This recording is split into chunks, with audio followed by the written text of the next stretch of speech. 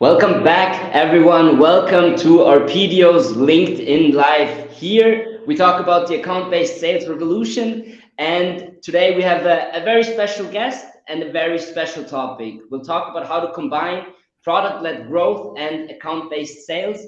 And yeah, some of the topics we'll touch upon today is land and expand strategies, how to align the internal team, sales, marketing, customer success, and how to leverage customer success stories.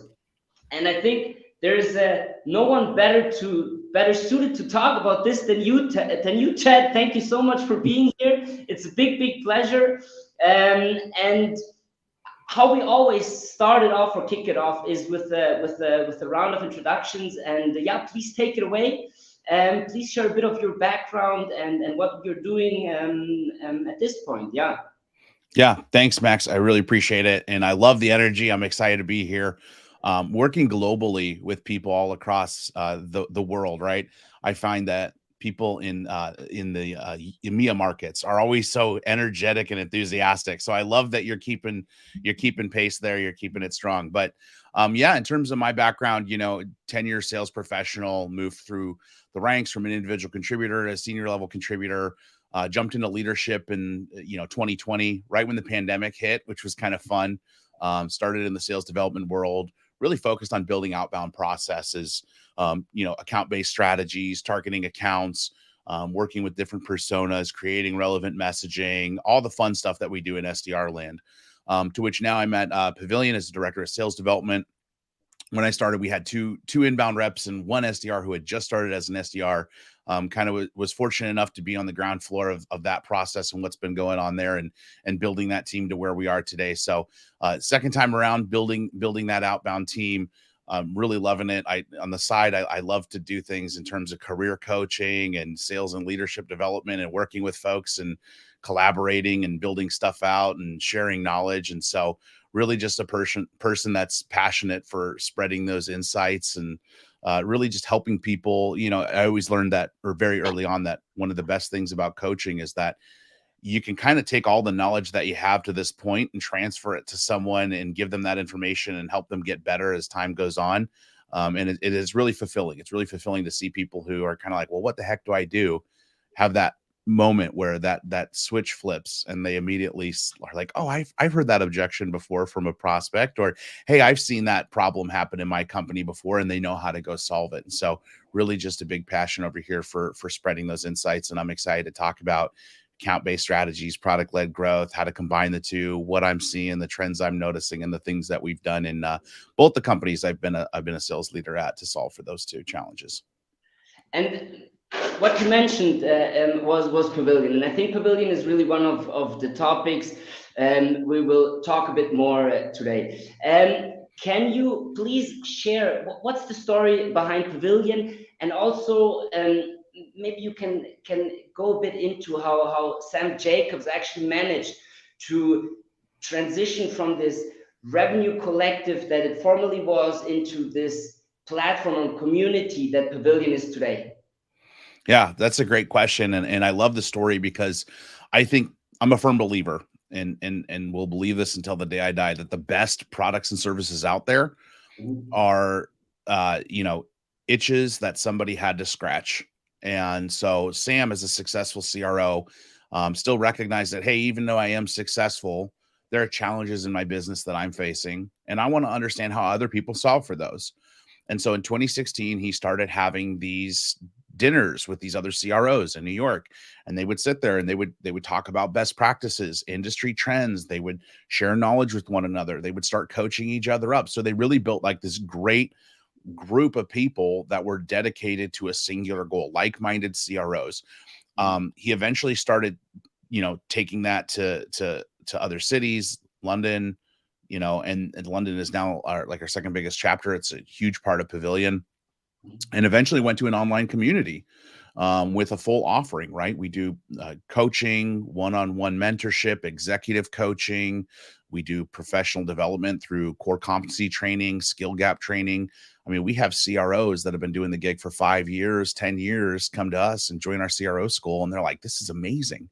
We have CROs, over 50 CROs have become CEOs and entrepreneurs themselves. So Sam has really built an incredible product that's built on community powered learning, skill training, certification development, and then career mentorship, coaching, and support, and really the things that you need as an individual to unlock your professional potential. Like that's what he always says, we're here to unlock people's professional potential. And we always think members first. And I think the care that he's put into that has really shown with the rebranding from what was Revenue Collective to Pavilion last year, where he has this concept that a pavilion is a gathering place, it's a meeting place, it's a town hall. And so we want to create these different pavilions. More recently, our CEO pavilion, which is designed for high growth CEOs that are looking to scale their team and their leadership.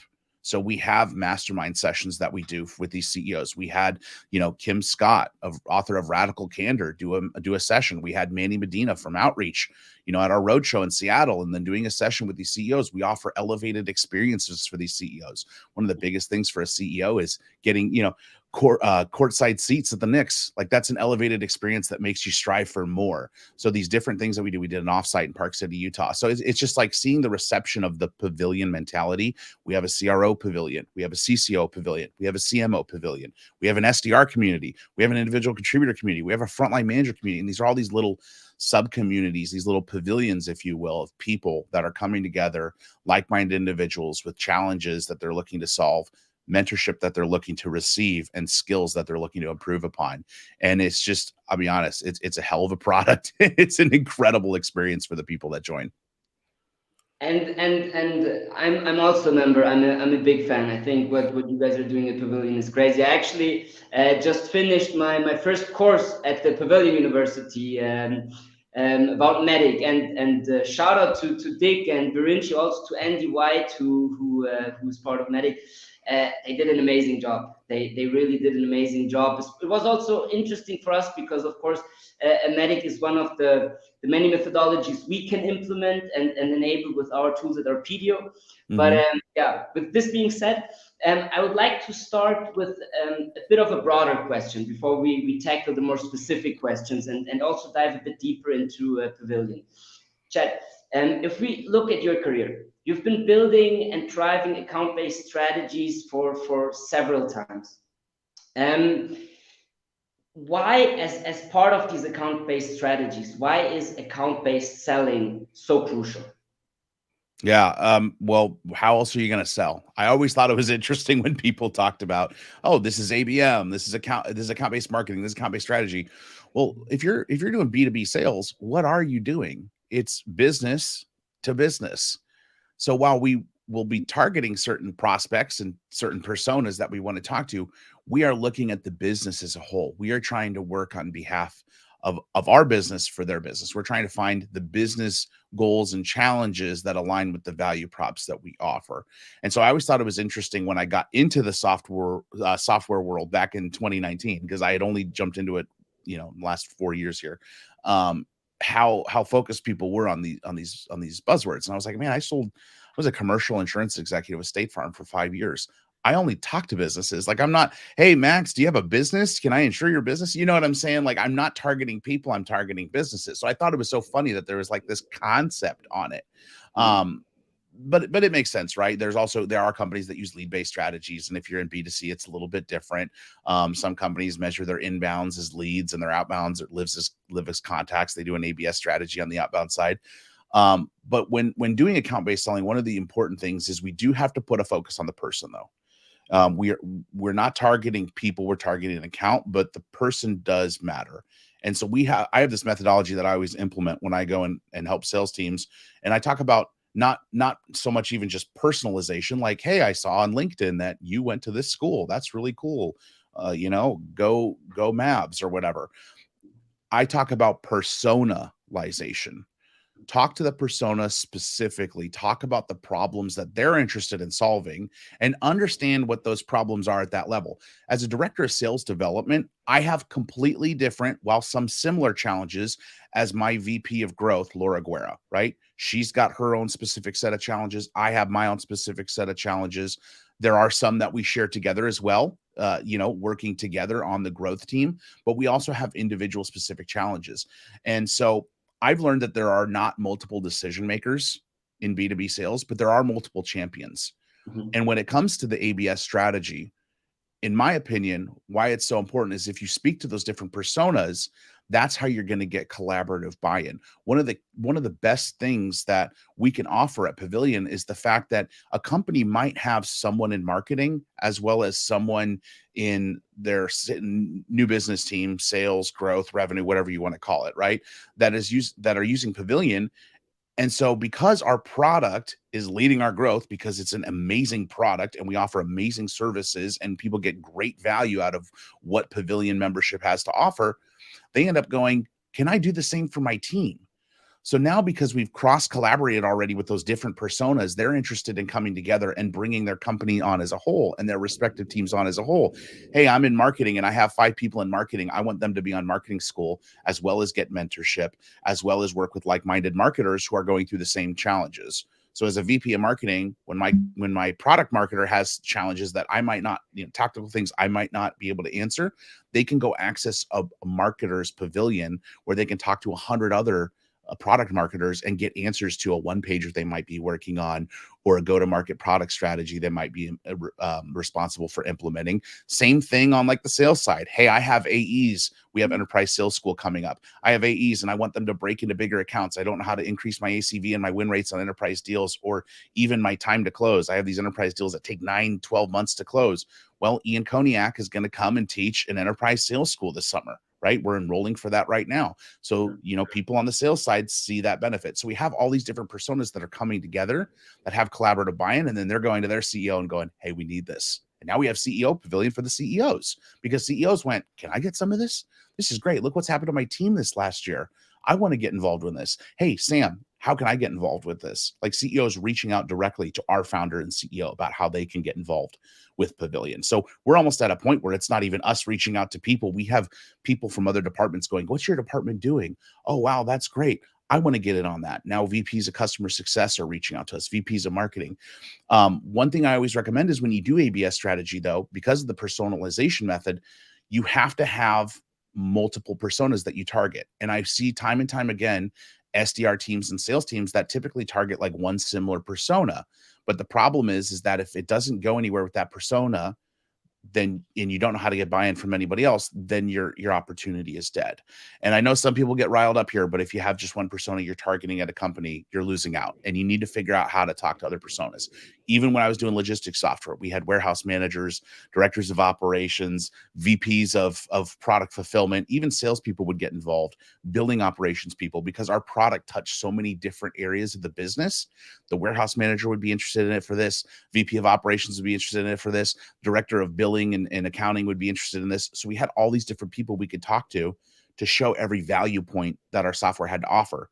So now instead of the VP of sales going, oh, this would help us win more clients, they're saying that to the CEO, you have 8 different people. You have a coalition. You have an internal coalition that's going, hey, we want to do this. And then you get more buy-in and that helps you win deals faster. And a lot of what you said is already picking up the theme of today of combining product-led growth and account-based selling. And this is now the first more specific question, really building up on this as well, is everybody seems to think differently about product-led growth. Mm-hmm. But at its core, what is it about and why is it so important? Yeah, so there are a lot of people that would disagree with me here, but I'll tell you right now, I've talked to probably 25 different sales leaders, Uh, 23 if I'm really thinking off the top of my head, maybe 25 in the last month. And this is something where I kind of have my own concept of it. Pavilion thinks about it one way. I'm sure Google defines it another way. Um, Everybody has a different answer. Even this week, I think we were talking a little bit before the call. There were like 4 people that I had meetings with, one-on-ones with this week, and they all had a different way of defining product-led growth. Ideally, in my opinion, product-led growth is anything that has to do similar to Pavilion, right? We still have a sales team, both inbound and outbound, but it doesn't mean I've heard people say it's agnostic of having a sales team. It means that people are just using your product and then they're upgrading. Maybe they start on a freemium trial. Maybe they get like a 30-day trial or a restricted amount of credits or something that they can use until they decide, yes, I want to upgrade and I want to buy. And then they're going through that process. And then if it's software, you probably have like solution engineers demoing it and kind of running the close, kind of like a hybrid salesperson. But it's the product leading it, not the salespeople. Well, at the end of the day, somebody's got to sell your product, even if it's amazing, right? Like even when I upgraded my, and any number of subscriptions that I have to software that I use in my day to day for my own businesses, like I at one point had to talk to a salesperson. Now, the product itself was so killer, and I knew the things that I had to do to unlock the additional features and the ways to look at the data and the analytics. So in essence, in my opinion, that was product led growth because it let me experience the product and it let me run with the product before deciding that, like, hey, this is something that I want to make a bigger commitment for. Now, not every company has that model or can use that model, right? There's not really a free membership at Pavilion. We don't have that opportunity. It's just not our business model. But we're still considered some form of product led growth because, especially on our corporate group membership side, as I stated before, when people try the product and people start seeing the results of the product and the offering, other departments take notice and other people want to have a part in their Pavilion membership. And we kind of think of it of like that land and expand method. We understand that if one department starts using us, at some point, another go to market team is going to want to start using us, or we have an opportunity to prove the value. So there's that form of product led growth as well. So whether it's an actual product, like a software that you have to log in and experience a freemium version or a restricted credits version or a trial version. I was talking to a gentleman the other day who has a product where he goes, people can use a free version of this. And by month 2, just about, they have seen enough value because it takes time to see that value. It's hard to prove the value up front before actually using it. It really is an experience the product first, but that's how we generate our leads. And so they really do have to use the product for 2 months before they can really see the value. And then we start talking about what additional things are available to them, right? So that can definitely be product led growth as well. I think it's really just centered around your product being one of the key drivers and experiencing the product to help develop your company, whether it's somebody's already buying your product and then another department wants part of it, or you're offering those free trials. To me, that's really what product led growth is. How much of your business is being driven by your product, whether it's through free trials and freemium and points of or proof of concepts, right? Or how much of it is because certain people are using it and experiencing it really well and they're paying for it, and then other people want to jump on it as well. And I think part of that is why Pavilion's been so successful, because you can go online and see any number of people that are posting about Pavilion and what like our sales school has done, or our frontline manager school, or CRO school. I mean, proof is in the pudding. In the last 2 years, 50 CROs have become entrepreneurs. What does everybody wants to do? Everybody wants to work for themselves, right? Everybody wants to be an owner of their own business. And so we're making that a reality for people. And those stories are resonating with people who have like-minded aspirations and goals. And they are within joining Pavilion or getting their team to join Pavilion so they can see similar results. And I really love that you touched up on the land and expand part. And I remembered in our last call, if I got it right, you said if sales leaders don't like land and expand, then it has two reasons, or it can have two reasons. One is they don't have enough skin in the game, and the other reason is their product sucks. I think that's how you said it. And I think that's amazing. I think that makes so much sense to me. And this is also something we do here. Like I always tell my customers, hey, let's kick it off with a pilot. Let's kick it off with a proof of concept. And it makes so much sense in my eyes, because of course they have a chance to test our onboarding, test our training, test the tools, the services we provide.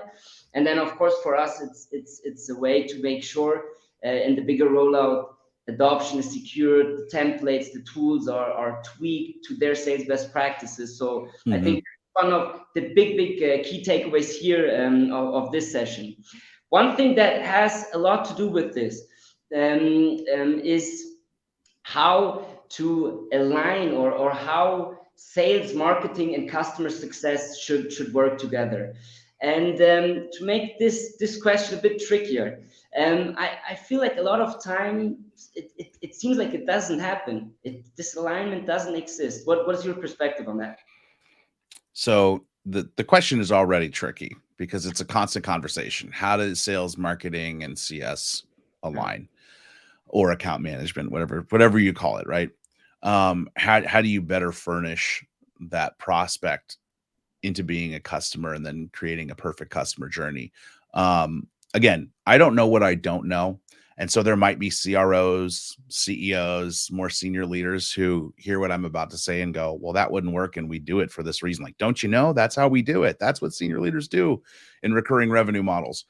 But as you said, the alignment is driven by getting everybody more skin in the game.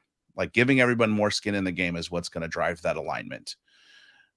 I understand sales leaders want all the revenue they can up front, but there's nothing wrong with taking a cut on the revenue to run a pilot program and do that land and expand, unless your product sucks. Mhm. We don't have a problem with that at Pavilion at all. We have big companies that come to us all the time. They're like, we'd really just like to roll this out on our SDR team for now. And we understand that, and we're okay with that. And then they roll it out with their SDR team, and then 4 months later, they're like, so hey, we want to get our account executives on this too. And then the account executives join, and then 3 months later, they're like, hey, we see frontline manager schools coming up. We got like 10 frontline managers, 8 second line leaders. We would love to get this set up.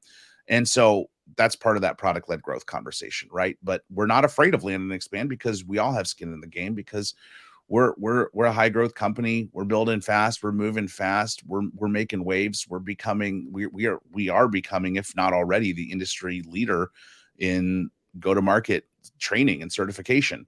Um, so one way you need to do that is by increasing the skin in the game, right? Marketing needs to be measured on more things down funnel. They need to have just as much shame put on them for customers that churn that they sourced through a webinar or content that sales get for selling the dream, right? You always hear CS people point the finger at sales. Oh, you sold them stuff that was on the roadmap, or stuff that didn't exist, or things we can't do, or unrealistic expectations of our account management and our support. And then you hear sales blame marketing for bringing in not unqualified leads. And so it's this constant finger pointing, but that's because everybody's measured on a lot of different metrics.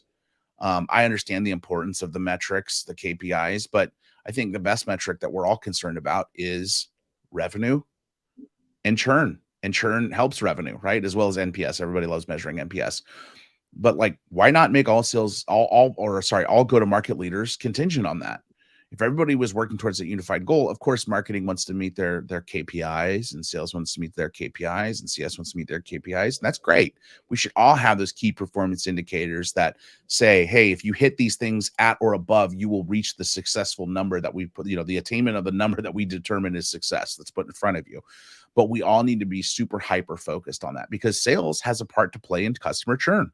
Marketing has equally as much of a part, especially if you're very driven on the inbound side and you have marketing doing a lot of work for that. So there needs to be more skin in the game across all the departments. The other thing that people need to do is reevaluate how they pay their account executives. It's easy for this whole world of 12 to 18 months tenure of AEs. One part of it's because none of them are getting professionally developed, and most managers don't know how to manage because they never got trained on it, right? 88% of managers don't go through any kind of formal training in their entire life. And coaching and management is 60% of the reason reps choose to either leave or stay at a company. That's public information. Look it up on Google, do a Google search. It's all about the training, coaching, and development. But more importantly, it's about building that commitment. And what better commitment than saying, hey, we realize you might only get X% of revenue that is part of the total addressable market at this company. Like our total value of what we could potentially sell could be X. We know we're only going to do X because or Y because it's a pilot program. But hey, if they renew at X clip, we're going to pay you out Z amount of money in 6 to 12 months, right? Structuring more payouts as upsells and things happen and aligning that with CS payouts and things of that nature, restructuring comp plans to make AEs want to see a customer renew after year one, add on X amount of products during year one is so valuable. I mean, we used to have a thing when I was an individual contributor where within the first year, you could get upsells if the upsell amount or product was X, right? And not only did CS get paid a little bit on it, but the AE could also get paid on it as well. And they kind of worked in tandem together. And it really drove that urgency to get their foot in the door with whatever was most relevant to them at the time, understanding that more things are going to become top of mind down the road, and we can still make money off that later on as a rep. So you were more inclined not to, because now you have reps out here that are like, oh, I want all the money up front, and they're pivoting these massive deals that people don't want to sign up or commit for because they want to try the product with a certain part of their business first. And who wants salespeople that turn and burn every 12 months? It's much more affordable, in my opinion, to take the time to figure out a more equitable and loyal commission scale for them while you're doing land and expand programs to keep people around 2 to 3 years than to have to hire every 6 months. And any sales leader who would say, no, I love hiring AEs every 6 months is telling a lie, because there's no way that I hire people all day long and interview constantly. There's no way that people enjoy spending all the time that they do trying to hire people and doing interviews and training and onboarding. We love people that are trained, onboarded. It's part of Pavilion's value proposition, right? Training and certification. We can get your reps improved upon their core competencies. We can improve your manager's core competency skills. Where do you feel your managers are lacking? We can fix that for you.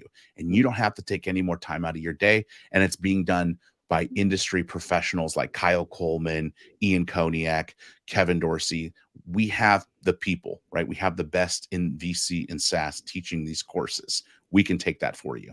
And I think that's super important to being able to drive that alignment, though, as more skin in the game, both as an individual contributor and from department leaders on how you measure things and how you comp people. And it's so true. Also with the medic course, you guys brought an Andy White who wrote a book about it. Like it was crazy. The expertise. I was very impressed. And I would now like to bring the conversation into the direction of customer or member success stories in the case of Pavilion. Um, and I know it's super important for you at Pavilion. Can you maybe elaborate a bit why it's so important, and maybe also explain how this can help or leverage to add more members to the Pavilion community? Yeah, so that's something really cool culturally, that I think Sam has done is we are very focused. One of our core values is members first. We always think members first. Delighting members is our North Star. If you're in member success, what we call our version of customer success, we call member success. If you're in member success and you just feel like you don't know what to do today, go find someone to help. Go through the communities, look for people that are asking questions that haven't been connected to people. Talk to people you've talked to before about their membership. Make sure that they're getting value where they need to. If you're in sales and you're like, man, I made all these cold calls, I've sent out these proposals, I'm just like, I'm stuck. I don't know. Like, I don't have a plan right now. What do I do for the next 20 minutes? Go do the same thing. Delighting members is our North Star, members first.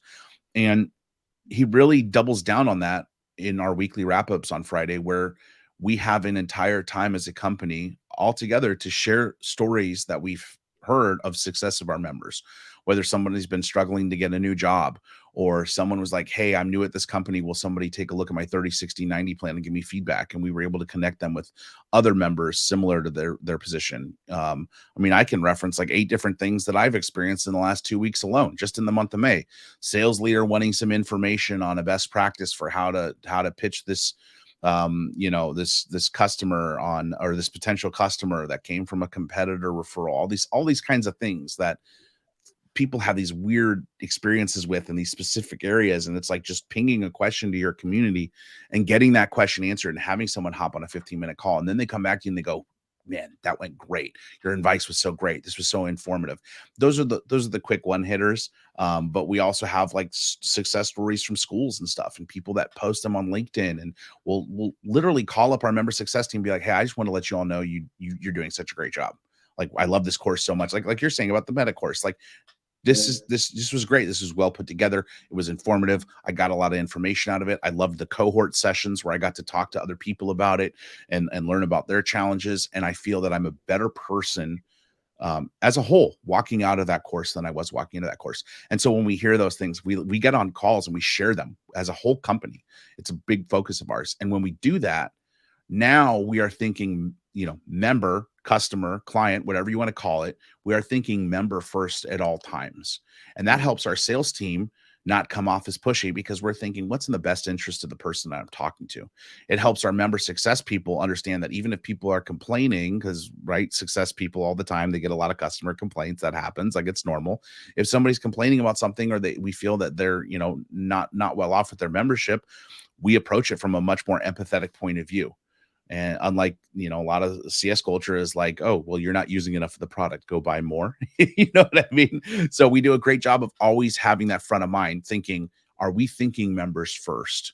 Are we making sure that this member is getting success out of the business that they're giving us? And I think it's just so important, when you're especially in a community setting, when your product is very based on community, to make sure that everybody is thinking the same way. Anytime Sam jumps on a call with our chapter heads, he walks through our values and talks about, just so everybody's clear, these are the things that we're focused on. Like the commitment to the values, the commitment to being members first, the commitment to always choosing to come from kindness. Those are things you don't see a lot in this world, right? Especially in go-to-market roles, where it's very like, you got to hit your number. We got to do all the marketing stuff right. We got to keep the churn low. Like there's a lot of pressure in go-to-market roles. And so having a place where it's not all campfires and hugs, but there is a much bigger focus on empathy and kindness and being successful in unlocking people's potential. And I've never seen a company with that kind of dedication. I think it's a trickle down effect, and everybody in the company feels it. And that's why we're so all bought in. That's why I can get on this call and just sit here and gush about Pavilion and be so passionate about what we're doing and what we've already done, and where we're headed, because it all starts at the top. And Sam is great in that regard, in putting cultural things in place that we do, that have created the environment that we've been able to deliver for our members. And of course, because of this passion, we also invited you today, and it's great to hear about all that. But Chad, we're coming to an end. I would like to wrap it up, and I would like to ask you one last question. Okay. What is your main learning, your one key takeaway, that you would give to sales leader that are watching the session? Mm. Man, that's a good one, because I feel like we covered a lot of them. So it's almost like you're saying, hey, we just talked about like 10 different really awesome things. Pick one, or even just pick one you didn't get a chance to talk about, which, if it is so important, why didn't you talk about it? Um, I think it's just, there needs to be more empathy and vulnerability in sales. People don't perform sometimes. That's okay. Stuff happens, right? In my experience as a sales leader, 80% of the people want to do the job, and they want to do it well. There will be that 20% that aren't going to do the job, and that's okay. Those are departers. They neither need to be helped out or helped out. Focus on the 80%, right? Focus those 80% efforts. Focus on the people that want to become AEs. Focus on the people that want to become frontline managers. Focus on the future executive leadership of your organization. Things are going to go wrong. People aren't going to finish projects on time. People are going to miss quota. It happens. Don't forget, once upon a time, you were an individual contributor, and you probably missed quota. Any salesperson who says they never miss quota is lying, right? Any leader who thinks that they were perfect. As leaders, we tend to think that we were rock stars. We have this vision of who we were, and we're like, oh, we were awesome. You know what I mean? We forget what it was like, and we need to continue to walk in the shoes of the people that we're leading, and our customers and our prospects as well. And we need to understand that, hey, it's okay to train my SDRs that if someone picks up the phone and they're on a cold call and they're in the car, you go, hey, it sounds like you're in the car right now. Where are you headed? You going to the gym, the grocery store? Oh yeah, I'm going to pick my kid up from school. Ah, got it. No worries. I wanted to have a brief conversation with you, but maybe I could send you an email about why I called, and we can decide if it makes sense to schedule a call for when you're less occupied. Does that sound fair? Yeah, it sounds great. Now you just led with empathy, and that person's like, wow, every other salesperson who calls me wants to have a conversation when I'm focused on picking my kid up from school right now. So those things stand out, right? There is such a lack of empathy and vulnerability in a lot of go-to-market roles right now, and in just the industry in general, that I think when you do operate in that regard, it stands out and people remember it. And hopefully we can make a positive change in that regard and make empathy and vulnerability the norm. Still hold true to things like, I mean, you got to hold people accountable. I'm not saying let's go out and sing Kumbaya together, and if somebody just doesn't do their job, it's okay. They won't Yeah. be put on a pip. I totally understand that, but let's try to dig a little bit deeper. Let's interrogate the outcomes and not the people. Yeah. And I think that's a great last takeaway. Chad, thank you so much for being part of this. If people want to get a hold of you, what's the easiest way to reach out to you? Just LinkedIn, just search my name, Chet Lovegren. Got a big red triangle emoji on there for all my pavilionaires, my pavilionites, my pavilion HQ folks. Easy to find there. You can connect with me. I respond to every direct message. So follow me, connect with me. We'll talk. I can help you with whatever you need, get you involved in Pavilion.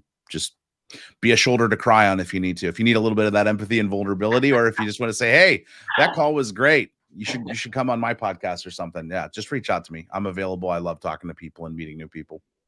Perfect. And I think it was a super interesting session. We really learned a lot about product-led growth, also what role land and expand plays in this, how to align the internal team, how to leverage customer success stories. So thank you so much for being here. Thank you for everyone watching. Make sure also to follow our PDO to stay up to date on what's happening with us, and be there for our next LinkedIn Live. Looking forward to seeing you. Bye bye.